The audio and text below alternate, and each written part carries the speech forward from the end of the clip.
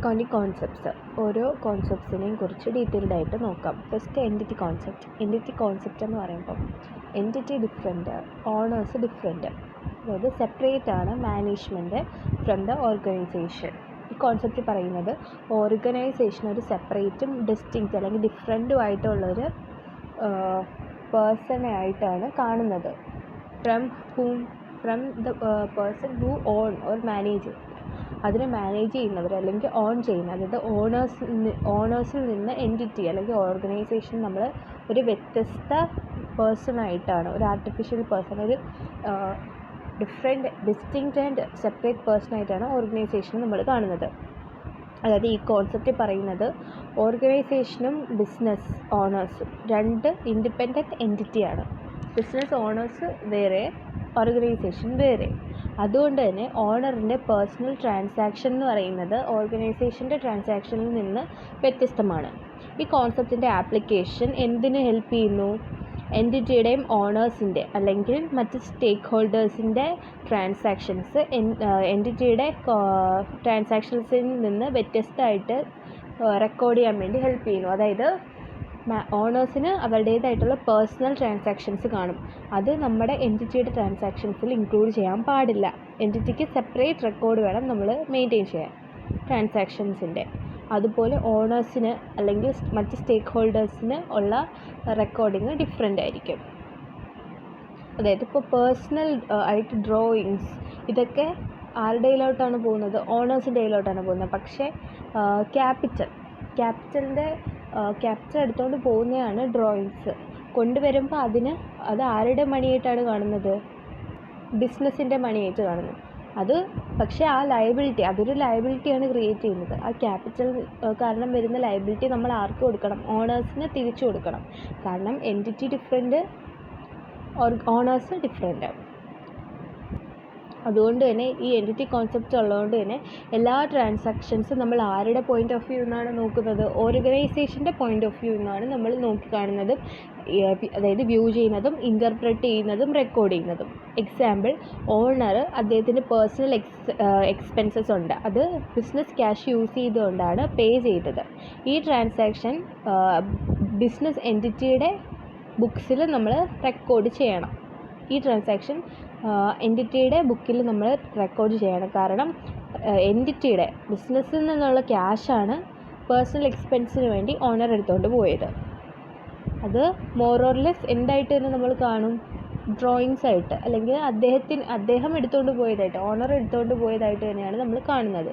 ഈ transaction business ക്യാഷാണ് എടുത്തുകൊണ്ട് പോകുന്നത്. അതുകൊണ്ട് തന്നെ ഓണറിൻ്റെ അടുത്ത് ബിസിനസ്സിനുള്ള ഒബ്ലിഗേഷൻ, അതായത് ക്യാപിറ്റലാണ് മെയിനായിട്ട് ഉദ്ദേശിക്കുന്നത്, അദ്ദേഹത്തിൻ്റെ അടുത്തുള്ള ആ ഒരു ഒബ്ലിഗേഷൻ റെഡ്യൂസ് ചെയ്യുന്നു. അതായത് ഇപ്പോൾ പേഴ്സണൽ എക്സ്പെൻസ് അല്ലെങ്കിൽ അയാളുടെ ഓണറിൻ്റെ എന്ത് എക്സ്പെൻസിന് വേണ്ടിയിട്ടാണ് ഈ ബിസിനസ്സിൻ്റെ ക്യാഷ് എടുത്തുകൊണ്ട് പോയത്, എന്തിനെടുത്തുകൊണ്ട് പോയാലും അതെന്തായിട്ട് തന്നെ കാണും? അദ്ദേഹത്തിൻ്റെ അടുത്തുള്ള എൻറ്റിറ്റിയുടെ ലയബിലിറ്റി കുറച്ചതായിട്ട്, അതായത് ക്യാപിറ്റലിൽ നിന്ന് കുറഞ്ഞതായിട്ട് തന്നെ ആ ഡ്രോയിങ്സിനെ നമ്മൾ ട്രീറ്റ് ചെയ്യും. ഇനി ഗോയിങ് കൺസേൺ കോൺസെപ്റ്റ് എന്ന് പറയുമ്പോൾ നിയർ ഫ്യൂച്ചറിൽ ബിസിനസ്സിന് വൈൻഡപ്പ് ചെയ്യാൻ ഇൻറ്റൻഷനും ഇല്ല, അങ്ങനെ ചെയ്യുന്നുമില്ല. അതിനാണ് ഗോയിങ് കൺസേൺ കോൺസെപ്റ്റ്. അതായത് ഫോർ എവർ ഇതിങ്ങനെ കണ്ടിന്യൂ ചെയ്യും, അല്ലെങ്കിൽ അത് കണ്ടിന്യൂ ചെയ്യും എന്നുള്ളൊരു കോൺസെപ്റ്റാണ് ഗോയിങ് കൺസേൺ കോൺസെപ്റ്റ്. ഈ കോൺസെപ്റ്റിൻ്റെ ബേസിക് അസംഷൻ എന്ന് പറയുന്നത് ഓർഗനൈസേഷൻ ഒരു ഇൻഡെഫിനിറ്റ് പീരിയഡ് ഓഫ് ടൈമിലേക്ക് കണ്ടിന്യൂ ചെയ്യും അല്ലെങ്കിൽ എക്സിസ്റ്റ് ചെയ്യും എന്ന് നമ്മൾ അസ്യൂം ചെയ്യും. ഈ കോൺസെപ്റ്റിൽ സിംപ്ലി പറഞ്ഞാൽ എല്ലാ കൺസേൺസിനും കണ്ടിന്യൂറ്റി ഓഫ് ലൈഫ് എന്ന് പറയുന്ന ആ ഒരു ഐഡിയ ആണ് ഉള്ളത്. അതായത് ലൈഫ് കണ്ടിന്യൂ ചെയ്യണം. ആരുടെ? എൻറ്റിറ്റിയുടെ അല്ലെങ്കിൽ ഏതൊരു കൺസേണിൻ്റെയും ലൈഫ് കണ്ടിന്യൂ ചെയ്യണം. അതാണ് ഇത് സിംപ്ലി പറയുന്നത്. അതായത് ആ ഒരു എൻറ്റിറ്റി അതിൻ്റെ ലൈഫ് കണ്ടിന്യൂ ചെയ്യുന്നു ഫോർ ഇൻഡെഫിനിറ്റ് പീരിയഡ് അൺടിൽ ഒരു ഗുഡ് എവിഡൻസ് ഇതിന് വിപരീതമായിട്ട് വരുന്നത് വരെ. അക്കൗണ്ടൻ്റ് എന്തെന്ന് തന്നെ അസ്യൂം ചെയ്യും? ഓർഗനൈസേഷൻ ഗോയിങ് കൺസേൺ ആണ്, ഇപ്പോഴൊന്നും വൈൻഡപ്പ് ചെയ്യാൻ അവർക്കൊരു ഉദ്ദേശമില്ല എന്ന് തന്നെയായിരിക്കും അക്കൗണ്ടൻ്റ് അസ്യൂം ചെയ്യുക. ഈ കോൺസെപ്റ്റ് അക്കൗണ്ടൻറ്റിനെ എന്തിന് എനേബിൾ ചെയ്യുന്നു? അസറ്റിൻ്റെയും ലയബിലിറ്റീൻ്റെയും അസറ്റ്സിൻ്റെയും ലയബിലിറ്റീസിൻ്റെയും വാല്യൂ ഒരു അക്കൗണ്ടിങ് പീരീഡിൽ നിന്ന് അടുത്ത അക്കൗണ്ടിങ് പീരീഡിലേക്ക് ഇങ്ങനെ ക്യാരി ഫോർവേഡ് ചെയ്തുകൊണ്ട് പോകാൻ അക്കൗണ്ടൻറ്റിനെ എനേബിൾ ചെയ്യുന്നു ഈ കോൺസെപ്റ്റ്. എന്ത് ചെയ്യാതെ ഇത് യൂസ്ഫുൾനെസ് അല്ലെങ്കിൽ ആ അസറ്റിൻ്റെ വർത്ത് അല്ലെങ്കിൽ റിസീവബിൾസിൻ്റെ റിക്കവറബിലിറ്റി ഇതൊന്നും നോക്കാതെ തന്നെ അല്ലെങ്കിൽ അത് ഈ കൺസേൺസ് ഒന്നും ക്വസ്റ്റ്യൻ ചെയ്യാതെ തന്നെ ഇതെല്ലാം ക്യാരി ഫോർവേഡ് ചെയ്യുക. അസറ്റ്സിൻ്റെയും ലയബിലിറ്റീസിൻ്റെ വാല്യൂ ക്യാരി ഫോർവേഡ് ചെയ്തുകൊണ്ട് പോവുക. കാരണം ഇത് കണ്ടിന്യൂ ചെയ്യുമെന്നാണ് അക്കൗണ്ടൻറ്റ് അസ്യൂം ചെയ്യുന്നത്.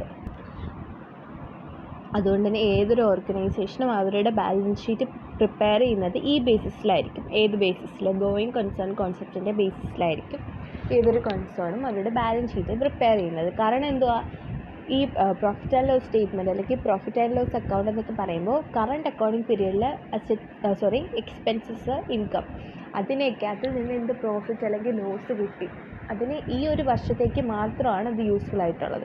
കമ്പയറബിലിറ്റിക്ക് വേണമെങ്കിൽ നെക്സ്റ്റ് അക്കൗണ്ടിങ് പീരീഡിലേക്ക് നമുക്ക് യൂസ് ചെയ്യാം. എങ്കിലും അത് ഉദ്ദേശിക്കുന്നത് ഈ വർഷം എത്രത്തോളം കിട്ടി. പക്ഷേ ബാലൻസ് ഷീറ്റ് അസറ്റ്സിനെയും ലയബിലിറ്റീസിനെയും നമ്മൾ ക്യാരി ഫോർവേഡ് ചെയ്യുന്ന എന്തിനു വേണ്ടിയിട്ടാണ്? ഈ ബിസിനസ് ഇനിയും എന്ത് ചെയ്യും, ഫോർ ദ ഫ്യൂച്ചർ അത് കണ്ടിന്യൂ ചെയ്യുമെന്ന് അസ്യൂം ചെയ്തിട്ടാണ്. Next accounting period concept. ഇതീ പറയുന്നത് ഇതിലെന്ത് അസംഷനാണ് എടുത്തേക്കുന്നത്?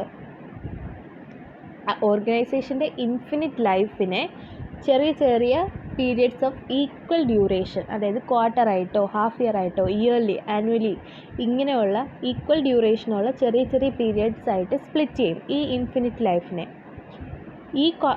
ഈ ഒരു കോൺസെപ്റ്റ് ഉള്ളതുകൊണ്ട് തന്നെയാണ് ഓപ്പറേറ്റിംഗ് റിസൾട്ട്സ് നമ്മളൊരു സ്പെസിഫിക് പീരിയഡിലേക്ക് അസർട്ടൈൻ ചെയ്യും. അല്ലെങ്കിൽ ഫിനാൻഷ്യൽ പൊസിഷൻ ബാലൻസ് ഷീറ്റിൽ റിഫ്ലക്റ്റഡ് ആവും റെഗുലർ ഇൻ്റർവെൽസിൽ. ബാലൻസ് ഷീറ്റ് എന്ന് പറയുന്നത് നമ്മൾ ഓരോ പീരിയഡിൻ്റെ എൻഡിൽ ഒരു ഡേറ്റിലാണെങ്കിലും ഒരു പീരിയഡിലേക്കാണ് നമ്മൾ പ്രിപ്പയർ ചെയ്യുന്നത്. സോ ഈ ഒരു ഫിനാൻഷ്യൽ പൊസിഷൻ നമുക്ക് എവിടെ നിന്ന് അറിയാൻ പറ്റും? അതായത് അസറ്റ്സും ലയബിലിറ്റീസിൻ്റെ പൊസിഷൻ അറിയാൻ പറ്റുന്ന ബാലൻസ് ഷീറ്റിൽ നിന്ന്.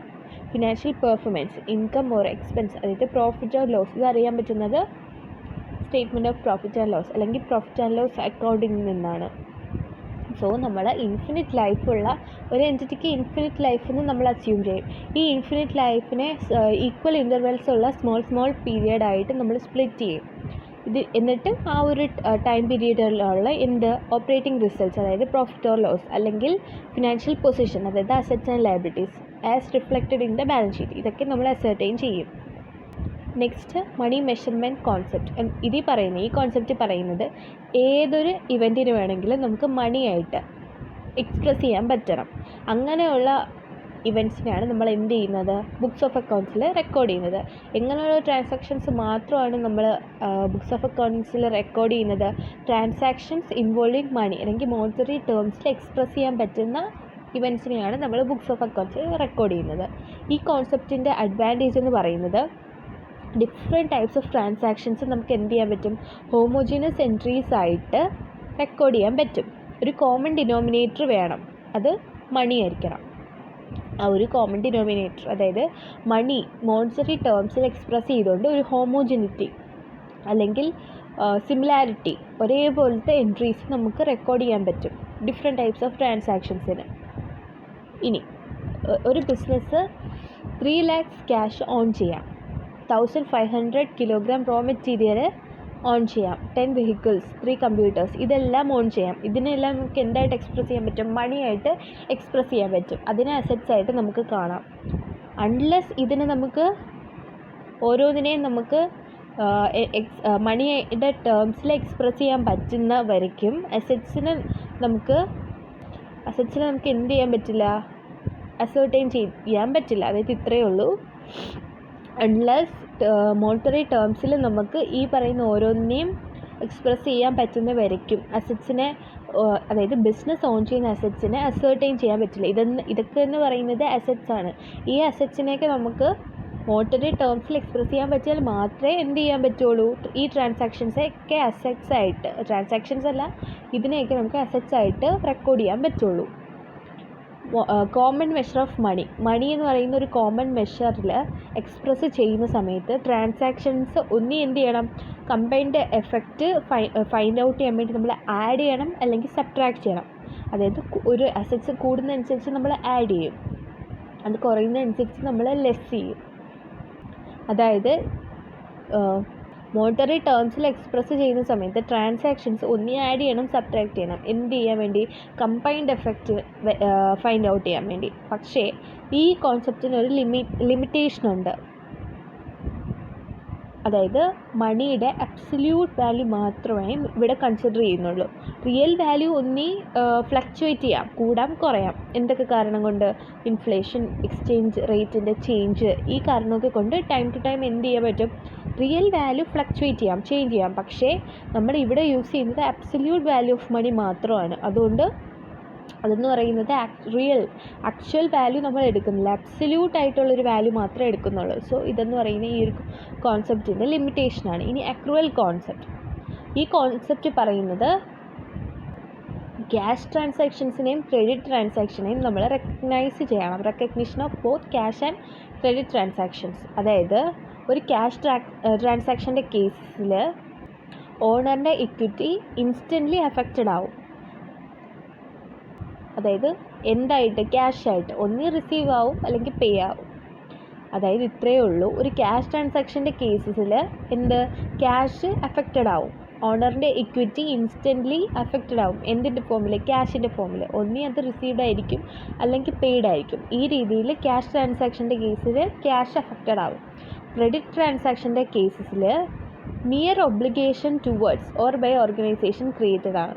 അതായത് ഓർഗനൈസേഷൻ്റെ അടുത്തേക്കുള്ള മിയർ ആയിട്ടുള്ള ഒബ്ലിഗേഷൻ അല്ലെങ്കിൽ ഓർഗനൈസേഷൻ്റെ ഒബ്ലിഗേഷൻ, ആ ഒരു ഒബ്ലിഗേഷൻ ക്രിയേറ്റഡ് ആകും. ഇപ്പോൾ ക്രെഡിറ്റ് ട്രാൻസാക്ഷൻ എന്ന് പറയുമ്പോൾ നമ്മൾ ക്രെഡിറ്റ് പർച്ചേസ് ചെയ്യുന്നു. ക്രെഡിറ്റ് പർച്ചേസ് ചെയ്യുമ്പോൾ നമുക്ക് ക്രെഡിറ്റേഴ്സ് കൂടുന്നു. അപ്പോൾ നമ്മുടെ ലയബിലിറ്റി, ഓർഗനൈസേഷൻ്റെ ലയബിലിറ്റി കൂടുന്നു.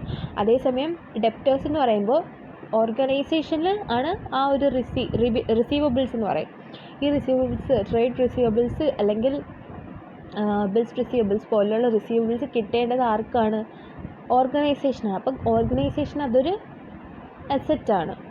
സോ ഇത്രയേ ഉള്ളൂ. ക്രെഡിറ്റ് ട്രാൻസാക്ഷൻ്റെ കേസിൽ ഓർഗനൈസേഷൻ്റെ അടുത്തേക്ക് ഒരു ഒബ്ലിഗേഷൻ വരും അല്ലെങ്കിൽ ഓർഗനൈസേഷന് ഒരു ഒബ്ലിഗേഷൻ വരും. For example creditors, debtors etcetera. Credit transaction exist ചെയ്യുന്ന കേസിൽ, ജനറൽ കേസ് എടുക്കുവാണെങ്കിൽ റവന്യൂ ക്യാഷ് റിസീപ്റ്റ്സും ഈക്വൽ ആയിരിക്കില്ല. റവന്യൂ മീൻസ് ഇൻകം ആണ്. അവിടെ ഇൻകം എന്തും ആവും? അക്രൂഡും ആവും. അതുപോലെ എക്സ്പെൻസും ക്യാഷ് പെയ്ഡും സെയിം ആവില്ല. എക്സ്പെൻസ് അക്രൂ ചെയ്യുമ്പോഴും നമ്മൾ എന്ത് ചെയ്യും? റെക്കോർഡ് ചെയ്യും. സോ ക്യാഷ് പെയ്ഡും എക്സ്പെൻസും ഈക്വൽ ആവില്ല. അതാണ് അക്യുറേറ്റ് കോൺസെപ്റ്റ്. അതായത് നമ്മൾ ആക്ച്വലി ക്യാഷ് പേ ചെയ്യുന്നുണ്ടോ അല്ലെങ്കിൽ റിസീവ് ചെയ്യുന്നുണ്ടോ എന്ന് നോക്കിയിട്ടല്ല ട്രാൻസാക്ഷൻസ് റെക്കോർഡ് ചെയ്യുന്നത്. അത് അക്രൂ ചെയ്യുന്നുണ്ടോ, അതിന് നമുക്കൊരു ലയബിലിറ്റി ഉണ്ടോ, അല്ലെങ്കിൽ അത് നമുക്ക് കിട്ടാനൊരു റൈറ്റ് ഉണ്ടോ എന്നാണ് നോക്കുന്നത്. അല്ലെങ്കിൽ നമുക്കൊരു ഒബ്ലിഗേഷൻ ഉണ്ടോ, നമ്മുടെ അസറ്റോ ലയബിലിറ്റി ആണോ എന്നാൽ നമ്മളത് റെക്കോർഡ് ചെയ്യും. അല്ലാതെ അത് കിട്ടിക്കഴിയുമ്പോൾ അല്ലെങ്കിൽ അത് ഇപ്പോൾ സപ്പോസ് ക്രെഡിറ്റ് ട്രാൻസാക്ഷൻസിൻ്റെ കേസ് ക്രെഡിറ്റേഴ്സൊക്കെ കിട്ടാൻ ടൈം, നമ്മൾ പേ ചെയ്യാൻ ടൈം എടുക്കും. അതുപോലെ ഡെപ്റ്റേഴ്സിൻ്റെ കേസ് അത് കിട്ടാൻ ടൈം എടുക്കും. അതുപോലെ ക്രെഡിറ്റേഴ്സിൻ്റെ കേസ് നമ്മളത് കൊടുക്കാൻ ടൈം എടുക്കും. സോ ഈ ടൈം പീരീഡിനെ നമ്മൾ നോക്കില്ല, അത് ഇഗ്നോർ ചെയ്യും. എന്നിട്ട് അത് അക്രൂ ചെയ്യുമ്പോൾ നമുക്ക് ക്യാഷ് കിട്ടാൻ നമ്മൾ അക്രൂ ചെയ്യുന്നുണ്ടോ അല്ലെങ്കിൽ ആ ക്യാഷ് പേ ചെയ്യാൻ ആ ഒരു ട്രാൻസാക്ഷൻ അക്രൂ ആവുന്നുണ്ടോ എന്ന് നോക്കിയിട്ടാണ് നമ്മൾ ട്രാൻസാക്ഷൻസ് റെക്കോർഡ് ചെയ്യുന്നത്. Next dual aspect concept. Dual aspect concept എന്ന് പറയുന്നത്, അവിടെ ഒരു അസംഷൻ എന്ന് പറയുന്നത് എല്ലാ ട്രാൻസാക്ഷൻസും ബുക്സ് ഓഫ് അക്കൗണ്ട്സ് നമ്മൾ റെക്കോർഡ് ചെയ്യുന്ന രണ്ട് ആസ്പെക്ട്സിൻ്റെ ബേസിസിലാണ്. ഒന്ന് ഡെബിറ്റ്, ഒന്ന് ക്രെഡിറ്റ്. ഒരു ട്രാൻസാക്ഷൻ നമ്മൾ എൻട്രി ചെയ്യുമ്പോൾ മിനിമം അതിൽ ഒരു ഡെബിറ്റും ഒരു ക്രെഡിറ്റും ഉണ്ടായിരിക്കണം. ഇതാണ് നമ്മൾ ബിസിനസ് ട്രാൻസാക്ഷൻസിനെ ബുക്സ് ഓഫ് അക്കൗണ്ട്സ് റെക്കോർഡ് ചെയ്യാനുള്ള ബേസിസ് ആയിട്ട് കാണുന്നത് ഈ ഒരു കോൺസെപ്റ്റിനെയാണ്. ഇത് എന്ത് ഇംപ്ലോയ് ചെയ്യുന്നുണ്ട്? ട്രാൻസാക്ഷൻ റെക്കോർഡ് ചെയ്യുന്നത്. അതിൻ്റെ രണ്ട് എഫക്റ്റ് ഉണ്ട് ഓപ്പോസിറ്റ് സൈഡ്സിൽ. അല്ലെങ്കിൽ രണ്ടോ അതിൽ കൂടുതലോ അക്കൗണ്ട്സിന് അതിനെ അഫക്റ്റ് ചെയ്യും. അതായത് നമ്മൾ റെക്കോർഡ് ചെയ്യുന്ന ട്രാൻസാക്ഷൻ അഫക്റ്റ് ചെയ്യും രണ്ടോ അതിൽ കൂടുതലോ അക്കൗണ്ട്സിനെ. അത് ഓപ്പോസിറ്റ് സൈഡായിരിക്കും. ഒന്ന് കൂടും ഒന്ന് കുറയും. ഒന്ന് ഡെബിറ്റ് ആയിരിക്കും, ഒന്ന് ക്രെഡിറ്റ് ആയിരിക്കും. അതുകൊണ്ട് തന്നെ ട്രാൻസാക്ഷൻസ് അറ്റ്ലീസ്റ്റ് രണ്ട് അക്കൗണ്ടിൽ നമ്മൾ എന്ത് ചെയ്യണം? റെക്കോർഡ് ചെയ്യണം. ഫോർ എക്സാമ്പിൾ നമ്മൾ ക്യാഷ് പർച്ചേസ്, ഗുഡ്സ് ക്യാഷിന് പർച്ചേസ് ചെയ്യുമ്പോൾ അവിടെ രണ്ട് ആസ്പെക്റ്റ് വരും. പേയിങ് ക്യാഷും റിസീവിങ് ഗുഡ്സും. ഗുഡ്സ് കിട്ടുന്നു, ക്യാഷ് പേ ചെയ്യുന്നു. ഇങ്ങനെയുള്ള ട്രാൻസാക്ഷൻസിൻ്റെ ഡ്യുവാലിറ്റി നമ്മൾ കോമൺലി എന്തിൻ്റെ ടേമിലായിരിക്കും എക്സ്പ്രസ് ചെയ്യുന്നത്? ഇക്വേഷൻ്റെ ടേംസിലായിരിക്കും നമ്മൾ എക്സ്പ്രസ് ചെയ്യുന്നത്. അതായത് asset is equal to liability plus capital. Next concept matching concept. Matching concept പറയുന്നത് റവന്യൂസും എക്സ്പെൻസസും, ഇൻകവും എക്സ്പെൻസും നമ്മൾ എപ്പോൾ തന്നെ റെക്കോർഡ് ചെയ്യണം. ഏത് സമയത്താണോ അത് ഇൻക്വർ ചെയ്യുന്നത്, ആ റവന്യൂ ഇൻക്വർ ചെയ്യുക അല്ലെങ്കിൽ ആ എക്സ്പെൻസ് ഇൻക്വർ ചെയ്യുന്ന ആ ടൈമിൽ തന്നെ നമ്മൾ എന്ത് ചെയ്തിരിക്കണം? റെക്കോർഡ് ചെയ്യിക്കണം. ജനറലായിട്ട് പറഞ്ഞാൽ നമ്മൾ ഏൺ ചെയ്യുന്ന റവന്യൂ എന്തിന് എഗെയിൻസ്റ്റ് നമ്മൾ മാച്ച് ചെയ്യണം? നമുക്ക് ഇൻക്വർ ചെയ്യുന്ന expenses during the accounting period. ഒരു അക്കൗണ്ടിങ് പീരീഡിൽ നമ്മൾ എക്സ്പെൻസ് ഇൻക്വയറി ചെയ്യും. അങ്ങനെ നമ്മൾ ഇൻക്വയറി ചെയ്യുന്ന എക്സ്പെൻസ് എന്തിന് എഗെയിൻസ്റ്റ് നമ്മൾ മാച്ച് ചെയ്യണം? റെസ്പെക്റ്റീവായിട്ടുള്ള റവന്യൂവിൻ്റെ എഗെയിൻസ്റ്റ് നമ്മൾ മാച്ച് ചെയ്യണം. ഈ കോൺസെപ്റ്റിൻ്റെ ആപ്ലിക്കേഷൻ എന്ന് പറഞ്ഞാൽ സെവറൽ അഡ്ജസ്റ്റ്മെൻറ്റ്സ് നമ്മൾ എന്തിൻ്റെയൊക്കെ കേസിൽ നടത്തുന്നുണ്ട്? പ്രീപെയ്ഡ് എക്സ്പെൻസസ് അല്ലെങ്കിൽ accrued income earn but not received, അതാണ് അക്രൂഡ് ഇൻകം. അതുപോലെ prepaid expense means expense pay ചെയ്യാൻ അക്രൂ ആയില്ല പക്ഷേ അതിന് മുന്നേ നമ്മൾ പേ ചെയ്യുന്നതാണ് പ്രീപെയ്ഡ് എക്സ്പെൻസ്. ഇതിൻ്റെയൊക്കെ കേസിൽ നമ്മൾ സെവറൽ അഡ്ജസ്റ്റ്മെൻറ്റ്സ് നടത്തുന്നു. ഒരു അക്കൗണ്ടിങ് പീരിയഡിലെ ഓപ്പറേറ്റിംഗ് റിസൾട്ട്സ് എന്തായിട്ട് നമുക്ക് മെഷർ ചെയ്യാൻ പറ്റുള്ളൂ? ആ അക്കൗണ്ടിങ് പീരിയഡിൽ ഇൻകർ ആയിട്ടുള്ള എക്സ്പെൻസിനെ ആ അക്കൗണ്ടിങ് ഇയറിൽ ഇൻകർ ആയിട്ട് അല്ലെങ്കിൽ നമുക്ക് റിസീവ് ചെയ്തിട്ടുള്ള റെസ്പെക്റ്റീവ് ഇൻകം ആയിട്ടേ മാച്ച് ചെയ്യാൻ അല്ലെങ്കിൽ മെഷർ ചെയ്യാൻ പറ്റുള്ളൂ. അതായത് ഇത്രയേ ഉള്ളൂ ഒരു അക്കൗണ്ടിങ് പീരിയഡ്. അതിൽ ആ ഒരു അക്കൗണ്ടിങ് പീരിയഡിലെ ഓപ്പറേറ്റിംഗ് റിസൾട്ട് അല്ലെങ്കിൽ അതായത് പ്രോഫിറ്റ് ഓർ ലോസ് ഇത് നമുക്ക് കണ്ടുപിടിക്കാൻ അല്ലെങ്കിൽ മെഷർ ചെയ്യാൻ എപ്പോഴും മാത്രമേ പറ്റൂ? ഇൻകത്തിനെ നമ്മൾ റെസ്പെക്റ്റീവായിട്ട് അല്ലെങ്കിൽ ആ ഇൻകം ഏൺ ചെയ്യാൻ വേണ്ടി നമ്മൾ എത്രത്തോളം എക്സ്പെൻസ് ഇൻകർ ചെയ്തിട്ടുള്ളൂ അതിന് എഗെയിൻസ്റ്റ് മാത്രമേ നമ്മൾ കമ്പയർ ചെയ്യാൻ പറ്റുള്ളൂ. അതിനെയാണ് മാച്ചിങ് കോൺസെപ്റ്റ് എന്ന് പറയുന്നത്. അതായത് റെസ്പെക്റ്റീവായിട്ടുള്ള ഇൻകത്തിനെ നമ്മൾ റെസ്പെക്റ്റീവായിട്ടുള്ള എക്സ്പെൻസ് വെച്ചിട്ട് വേണം കമ്പയർ ചെയ്യാൻ അല്ലെങ്കിൽ മാച്ച് ചെയ്യാൻ. എന്നിട്ട് വേണം എന്ത് പുറത്തെടുക്കാൻ? ഓപ്പറേറ്റിംഗ് റിസൾട്ട്സ്, അതായത് പ്രോഫിറ്റ് ആണോ ലോസ് ആണോ എന്ന് മെഷർ ചെയ്യാൻ. Next realisation concept. ഈ കോൺസെപ്റ്റ് പറയുന്നത് ബുക്സ് ഓഫ് അക്കൗണ്ട്സിൽ എത്രമാത്രം റവന്യൂ വേണം നമ്മൾ റെക്കഗ്നൈസ് ചെയ്യാനെന്ന്. അതായത് റെക്കഗ്നൈസ് ചെയ്യേണ്ട എമൗണ്ട് സർട്ടൻലി റിയലൈസബിൾ ആയിരിക്കണം. അതായത് കിട്ടുമെന്ന് ഉറപ്പുള്ള അത്രയും എമൗണ്ട് മാത്രമേ നമ്മൾ റെക്കഗ്നൈസ് ചെയ്യാൻ പാടുള്ളൂ. ഇല്ലെങ്കിൽ നമ്മൾ പ്രൊവിഷൻ ഇടണം. ഫോർ എക്സാമ്പിൾ ഡെറ്റേഴ്സിന് നമുക്ക് സർട്ടനിറ്റി ഇല്ലെങ്കിൽ നമ്മൾ എന്ത് ചെയ്യും? Provision for doubtful debts, bad debts ഉണ്ടാവാൻ ചാൻസ് ഉണ്ടെങ്കിൽ നമ്മൾ ഡൗട്ട്ഫുൾ ഡെറ്റ്സിനൊരു പ്രൊവിഷൻ ക്രിയേറ്റ് ചെയ്ത് നമ്മൾ പ്രൊവൈഡ് ചെയ്ത് മാറ്റി വയ്ക്കും. അതായത് ഒരു കസ്റ്റമറിൻ്റെ കയ്യിൽ നിന്ന് ഒരു ഓർഡർ കിട്ടിയെന്ന് പറഞ്ഞ് നമ്മൾ റവന്യൂ റെക്കഗ്നൈസ് ചെയ്യാൻ എലിജിബിൾ ആവില്ല. എപ്പോൾ മാത്രമേ ആ ഒരു മണി റിയലൈസ് ചെയ്യാൻ വേണ്ടി റീസണബിളി സർട്ടൻ ആവുള്ളൂ അല്ലെങ്കിൽ റീസണബിൾ ആയിട്ടുള്ള സർട്ടനിറ്റി നമുക്ക് എപ്പോൾ മാത്രമേ കിട്ടുള്ളൂ ആ മണി കിട്ടും എന്ന് പറഞ്ഞിട്ട്? ഗുഡ്സ് ഓർഡർ ചെയ്തിട്ട് അത് ആക്ച്വലി നമ്മൾ കസ്റ്റമറിന് സപ്ലൈ ചെയ്യണം. എന്നിട്ട് അയാൾക്ക് എഗെയിൻസ്റ്റ് നമ്മൾ ബില്ല് ചെയ്യണം. ഈ ഒരു സമയത്ത് മാത്രമേ ആ റവന്യൂ റെക്കഗ്നൈസ് ചെയ്യാൻ വേണ്ടി അയാൾ എലിജിബിൾ ആണെന്ന് പറയാൻ പറ്റുള്ളൂ. ഈ ഒരു കോൺസെപ്റ്റ് എന്ത് എൻഷുർ ചെയ്യുന്നു? ഏതൊരു ഇൻകം അത് അൺഏൺഡ് അല്ലെങ്കിൽ അൺറിയലൈസ്ഡ് ആണോ അതിന് നമ്മൾ എന്തായിട്ട് കൺസിഡർ ചെയ്യാൻ പറ്റില്ല? റവന്യൂ ആയിട്ട് നമ്മൾ ഇപ്പോൾ കിട്ടാതിരിക്കുന്ന അൺഏൺഡ് അല്ലെങ്കിൽ അൺറിയലൈസ്ഡ് ആയിട്ടുള്ള ഏതൊരു ഇൻകവും നമ്മൾ എന്തായിട്ട് കൺസിഡർ ചെയ്യാൻ പറ്റില്ല? റവന്യൂ ആയിട്ട് കൺസിഡർ ചെയ്യാൻ പറ്റില്ല. അതായത് ഇത്രയേ ഉള്ളൂ. റിയലൈസേഷൻ കോൺസെപ്റ്റ് എന്ന് പറയുമ്പോൾ നമുക്ക് ഒരു റീസണബിൾ സർട്ടനിറ്റി ഉണ്ടായിരിക്കണം. എങ്കിൽ മാത്രമേ നമ്മൾ ഇൻകമൊക്കെ എന്ത് ചെയ്യാൻ പറ്റുള്ളൂ? റെക്കോർഡ് ചെയ്യാൻ പറ്റുള്ളൂ. എക്സ്പെൻസിൻ്റെ കേസിലാണെങ്കിൽ നമ്മൾ ചിലപ്പോൾ നമുക്ക് എക്സ്പെൻസ് വരാൻ ചാൻസ് ഉണ്ടെന്നുണ്ടെങ്കിൽ നമ്മൾ പ്രൊവിഷനെ ക്രിയേറ്റ് ചെയ്യുക. അല്ലെങ്കിൽ നമുക്ക് ലോസ് ഉണ്ടാവാൻ ചാൻസ് ഉണ്ടെങ്കിൽ നമ്മൾ എന്തായിരിക്കും അവിടെ ക്രിയേറ്റ് ചെയ്യുക? പ്രൊവിഷനായിരിക്കും ക്രിയേറ്റ് ചെയ്യുക. പ്രൊവിഷൻ നമ്മളതിന് പ്രൊവൈഡ് ചെയ്യണം ആ ലോസിന്. Next cost concept. ഈ കോൺസെപ്റ്റ് പറയുന്നത് എല്ലാ ബിസിനസ് അസറ്റ്സിനും നമ്മൾ എന്തിലേക്ക് റൈറ്റ് ഡൗൺ ചെയ്യണം അല്ലെങ്കിൽ റിട്ടേൺ ഡൗൺ ചെയ്യുന്നത് ബുക്സ് ഓഫ് അക്കൗണ്ട്സിൽ അതിൻ്റെ ഇൻകർ ചെയ്ത കോസ്റ്റിലായിരിക്കും. എന്തിനൊക്കെ? അക്വിസിഷൻ ആവും, including any capital cost incurred in relation to installation. So അതായത് ഇപ്പോൾ നമ്മൾ AC അല്ലെങ്കിൽ അതുപോലുള്ള അസറ്റ്സിൻ്റെ ഇൻസ്റ്റാളേഷൻ കോസ്റ്റ് ഉണ്ടെങ്കിൽ അത് ഇൻക്ലൂഡിങ് ആയിട്ടുള്ള ക്യാപിറ്റൽ കോസ്റ്റ് ആയിരിക്കും. അക്വിസിഷന് വേണ്ടിയിട്ടൊക്കെ ഇൻകർ ആയിട്ടുള്ള ക്യാപിറ്റൽ കോസ്റ്റ്, ഈ കോസ്റ്റ് ഇൻകർ ചെയ്തിട്ടുള്ള കോസ്റ്റ് ആയിരിക്കും ബുക്സ് ഓഫ് അക്കൗണ്ട്സിൽ നമ്മൾ റെക്കോർഡ് ചെയ്യുന്നത്. എല്ലാ ബിസിനസ് അസറ്റ്സും നമ്മൾ റൈറ്റ് ഡൗൺ ചെയ്തിരിക്കുന്നത് റിട്ടേൺ ഡൗൺ ചെയ്തിരിക്കുന്ന ഏത് വാല്യൂവിലാണ്? കോസ്റ്റിലാണ്.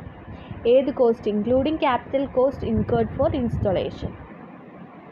അതായത് ഈ ഒരു കോസ്റ്റ് കോൺസെപ്റ്റിൽ അസറ്റ്സ് നമ്മൾ റെക്കോർഡ് ചെയ്യുന്നത് അതിൻ്റെ മാർക്കറ്റ് പ്രൈസിലല്ല. ഫോർ എക്സാമ്പിൾ, ഭാരത് ലിമിറ്റഡ് എന്ത് പർച്ചേസ് ചെയ്തു? പാക്കിംഗ് മെഷീൻ 40 lakh rupeesന് ഭാരത് ലിമിറ്റഡ് പർച്ചേസ് ചെയ്തു. 30,000 മെഷീൻ ഫാക്ടറി സൈറ്റിലേക്ക് എത്തിക്കാൻ വേണ്ടിയിട്ട്, ട്രാൻസ്പോർട്ട് ചെയ്യാൻ വേണ്ടിയിട്ട് സ്പെൻഡ് ചെയ്തു. 20,000 ഫർദർ അഡീഷണലി ഇൻസ്റ്റലേഷന് വേണ്ടി സ്പെൻഡ് ചെയ്തു. സോ ഈ 40 lakhും 30,000ഉം 20,000 കൂടെ ചേർത്ത് 40 lakh 50,000 ആയിരിക്കും ടോട്ടൽ എമൗണ്ട് ആ മെഷീൻ ബുക്സ് ഓഫ് അക്കൗണ്ട്സിൽ നമ്മൾ റെക്കോർഡ് ചെയ്യുന്നത്. അതായത് ഈ എല്ലാ കോസ്റ്റിൻ്റെയും അഗ്രിഗേറ്റ്. ഈ കോസ്റ്റിനാണ് നമ്മൾ ഹിസ്റ്റോറിക്കൽ കോസ്റ്റ് എന്ന് പറഞ്ഞാൽ ഇൻകർ ഇൻ ദ പാസ്റ്റിൽ ഇൻകർ ചെയ്ത ഓൾറെഡി ഇൻകർ ആയിട്ടുള്ള കോസ്റ്റാണ് ഹിസ്റ്റോറിക്കൽ കോസ്റ്റ്. ഇത് നമ്മുടെ ഫ്യൂച്ചർ ഡിസിഷൻ മേക്കിങ്ങിനെ എഫക്റ്റ് ചെയ്യില്ല.